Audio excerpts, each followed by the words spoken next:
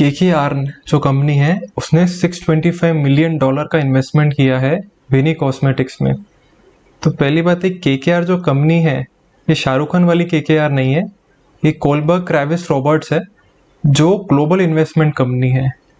जैसे कि जो प्राइवेट कंपनीज रहती है, स्टार्टअप्स रहते हैं, उनमें इन्वेस्टमेंट करते हैं एंड जब मे बी लिस्टिंग होगी उसकी या कंपनी बहुत अच्छी चल जाएगी तो शेयर बेच के निकल लेते हैं। फिर ये वो वाली कंपनी है। जो विनी कॉस्मेटिक्स है ये पर्सनल केयर प्रोडक्ट्स वाली कंपनी है, FMCG है, जो ये फाउंड करी गई थी 2009 में। और इनके प्रोडक्ट्स आपने सुने होंगे, फॉग, ऑसम, वाइट टोन, ये सारी इनके ब्रांड्स हैं। और मिस्टर दर्शन पटेल है जो इसके फाउंडर, वो भी काफ़ी एक ओल्ड प्लेयर है मार्केट के अंदर।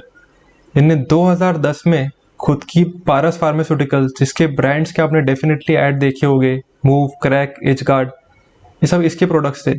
उससे इस कंपनी को ये यूके बेस्ड रैकेट बेंकाइजर को आरबी, जो आपने नाम सुना होगा, जिसके प्रोडक्ट्स है डेटॉल, हार्पिक, बहुत फेमस प्रोडक्ट्स है, उसको तब इसने बेच के निकल लिए थे। एंड खुद की ये दूसरी कंपनी है विनी कॉस्मेटिक्स, इस पे पूरा फोकस लगा दिया था उनने। गवर्नमेंट ने कहा है कि वो थोड़े चेंजेस लाने वाले हैं अभी ई कॉमर्स रूल्स के अंडर, जो डिपार्टमेंट ऑफ कंज्यूमर अफेयर्स देखता है, ministry of consumer affairs, food and public distribution के अंडर, जो अमेजोन, फ्लिपकार्ट जैसे ई कॉमर्स कंपनीज है उसको अफेक्ट करने वाला है। खासकर उनके फ्लैश सेल्स वाले जो इवेंट्स होते हैं, जब काफ़ी भारी डिस्काउंट मिलता है उसे। और इस तरह चेंजेस लाए जाएंगे कि वो थोड़ा ऑफलाइन ट्रेडर्स को भी बेनिफिट लेके आए और कस्टमर्स को भी। और ये लाया जाएगा amendment to consumer protection e commerce rules के through. Ibrahim Raisi 2021 Iranian presidential election जीत चुके हैं।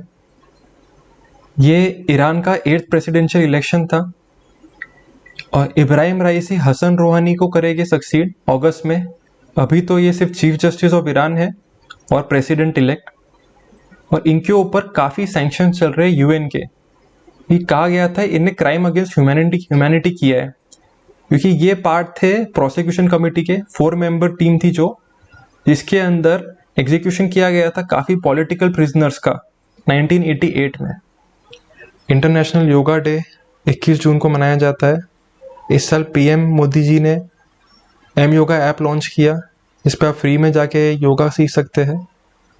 और ये दिवस 8 साल पहले यूनाइटेड नेशंस जनरल असेंबली में प्रपोज किया गया था इंडिया के द्वारा, और उसको नेक्स्ट ईयर अप्रूव भी किया गया।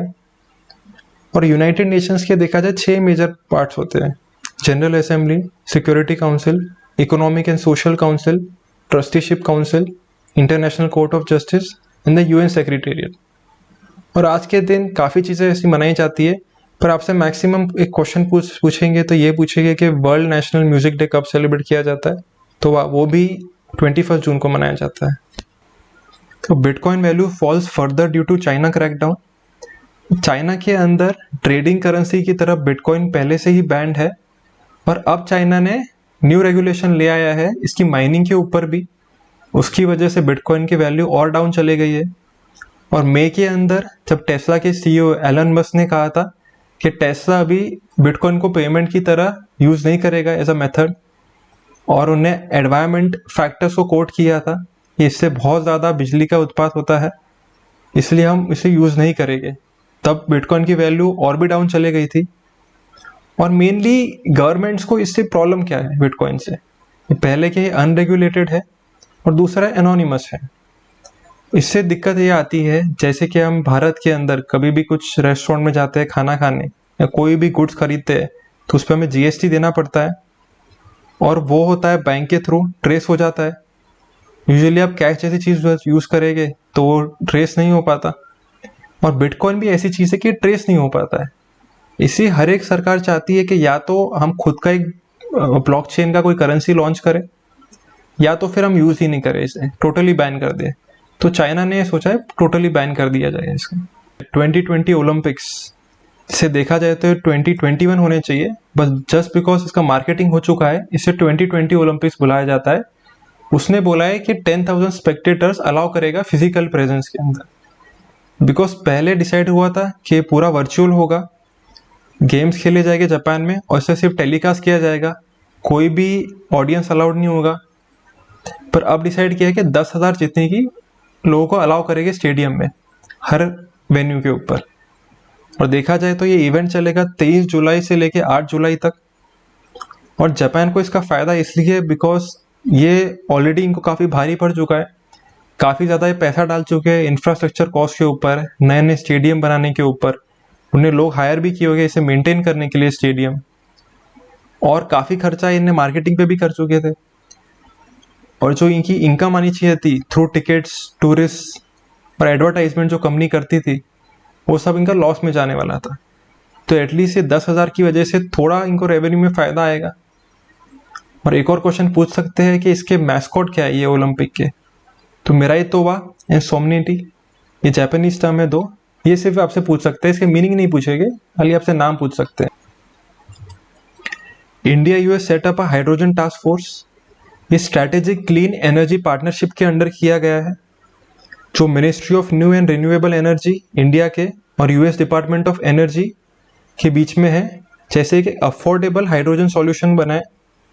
ये करंटली हमने देखा होगा मार्केट के अंदर हाइड्रोजन फ्यूल पर चलने वाली कार आ चुकी है, पर लोग उसे प्रेफर नहीं करते हैं क्योंकि हाइड्रोजन एज अ फ्यूल काफ़ी महंगा है ऑयल से, दुगने से भी ज़्यादा, और ये काफ़ी इम्पॉर्टेंट है इंडिया को यूज़ करने के लिए। और ये काफ़ी इम्पॉर्टेंट है इंडिया के लिए because India is the third largest consumer of crude oil United states और चाइना के बाद में। और इससे काफ़ी उनकी डिपेंडेंसी हो चुकी है डिफरेंट कंट्रीज़ के ऊपर। जैसे हाल ही में हमने देखा था सऊदी अरेबिया, जो ओपेक के काफ़ी डिसीजंस लेता है, उसने कैसे प्राइस मैनिपुलेशन किया। और इंडिया अपना 85% ऑयल और 55% गैस डिमांड होती है, वो इंपोर्ट से ही तो मीट करता है। तो ये फॉरेक्स के लिए भी काफ़ी इंपॉर्टेंट है इंडिया के कि हाइड्रोजन सॉल्यूशन देखा जाए।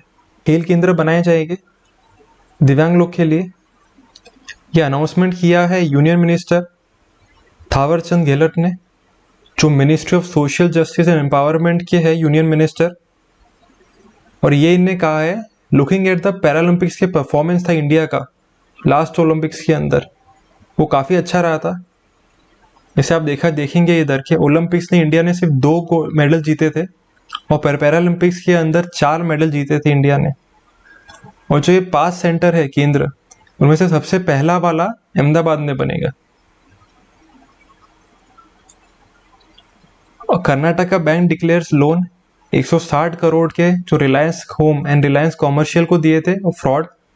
देखिए ये 2 कंपनी है, ये मुकेश अंबानी जी वाली नहीं है, ये पार्ट है रिलायंस ग्रुप की जिसके मेजर प्रमोटर अनिल अंबानी है।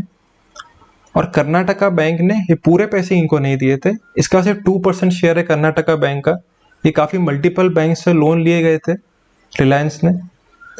और कर्नाटका बैंक बहुत पुराना बैंक है, 97 ईयर्स ओल्ड, इसका हेडक्वार्टर है मैंगलोर में। और ये इंडिया का 12th लार्जेस्ट प्राइवेट बैंक है। ड्राफ्ट कैबिनेट नोट फ्लोट हो चुका है for 100% FDI in oil and gas PSU. Currently सरकार का मानना है कि कुछ जो गवर्नमेंट रन पीएसयूज है, अगर वो प्राइवेट को दे देंगे तो वो बेटर रन कर सकती है। और अभी करंटली टारगेट उनका है बीपीसीएल, जो second largest oil PSU India की ओएनजीसी के बारे में, उसको टोटली प्राइवेट कर दे। और ये आती है ministry of petroleum and natural gas के अंडर, जिसके कैबिनेट मिनिस्टर है धर्मेंद्र प्रधान जी, जो राज्यसभा के मेंबर है एमपी से।